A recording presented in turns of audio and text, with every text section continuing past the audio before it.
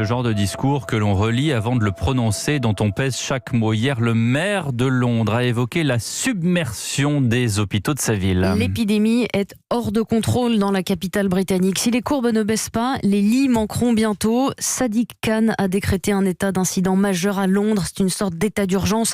Londres où chaque jour, 800 personnes sont admises à l'hôpital. Le nouveau variant plus contagieux provoque une vague sans précédent. Nina Guerrino de la mairie. Et oui, 7000 malades sont actuellement hospitalisés, soit 40% de plus qu'en avril, lors du premier pic de la pandémie.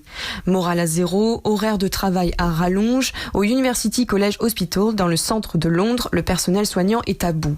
Ashley s'occupe de 3 ou 4 patients sous oxygène à la fois et l'infirmière doit choisir entre les malades, confie-t-elle sur la BBC. On doit prioriser, ce n'est pas le service de santé dans lequel j'ai grandi. On ne devrait pas choisir quel patient soigner en premier. Dans les hôpitaux, la plupart des services sont aménagés en cellules de soins intensifs, ce qui est un vrai problème pour le docteur Jim Down.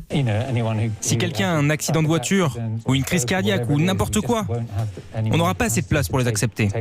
Hier, le maire de Londres a donc déclaré un incident majeur, une sorte d'état d'urgence qui doit permettre de mobiliser tout le service public pour sortir de cette crise. Et si rien n'est fait, les lits d'hôpitaux pourraient manquer dans les 2 prochaines semaines, craint Sadiq Khan. Nina Guerrino de la mairie à Londres.